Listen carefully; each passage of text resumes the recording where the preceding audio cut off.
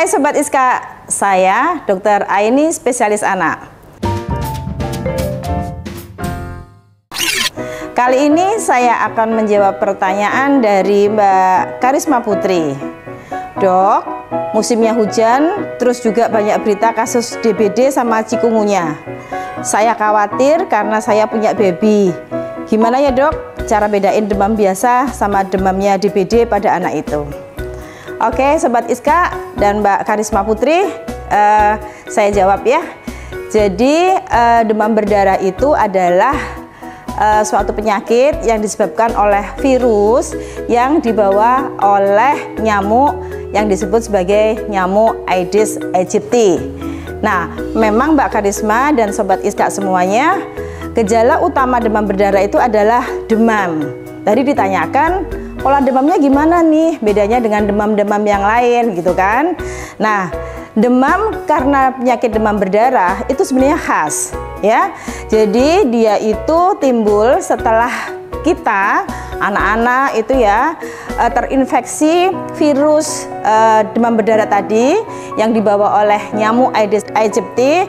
Itu setelah 1 sampai 3 hari virus itu masuk dalam tubuh. Nah, khasnya demamnya apa? Khasnya demamnya itu sangat tinggi ya, sampai mencapai 40 bahkan lebih derajat Celcius. Dan demam ini bisa diikuti dengan gejala-gejala lain, antara lain sakit kepala, mual, muntah, nyeri otot, bahkan bisa sampai kejang. Nah, khasnya adalah demamnya ini karena sangat tinggi, biasanya kalau diberi obat penurun panas, demamnya ini turunnya cuma sedikit. Jadi dia kira-kira hanya 1-2 jam, kemudian dia demamnya naik lagi, tinggi lagi. Ini khas banget. Jadi Sobat Iska, apabila ada anak atau kita sendiri atau orang dewasa yang demamnya polanya seperti itu, hati-hati, ini nanti tanda-tandanya demam berdarah. Setelah demam sampai dengan 3-4 hari, khasnya lagi demam berdarah itu diikuti dengan pada hari ke-4 sampai dengan ke-6 itu demamnya turun. Nah, ini yang disebut sebagai fase-fase kritis.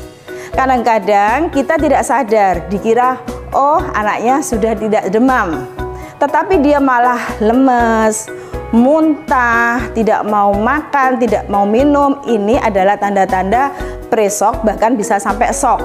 Ini fase kritisnya ya. Jadi jangan lengah di antara demam yang menurun pada hari ke-4 sampai dengan hari ke-5 atau 6 ya Sobat Iska. Ini sudah terindikasi anak atau kita yang menderita demam berdarah ini sudah harus dirawat di rumah sakit. Jangan sampai terlambat ya Sobat Iska ya, karena ini menjadi penyakit yang berbahaya.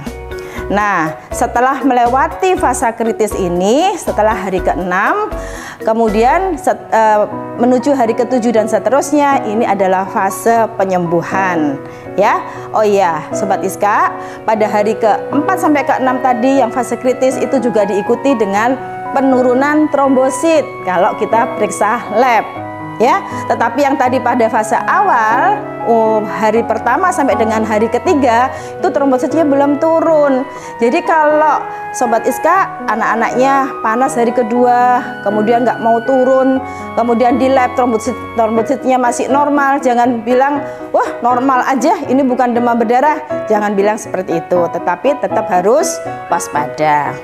Demikian Sobat Iska, setelah hari ke-7 nanti alhamdulillah misalkan bisa melewati hari itu, maka nanti anak-anak atau kita yang menderita demam berdarah mengalami proses penyembuhan dan insya Allah kita menjadi sembuh kembali.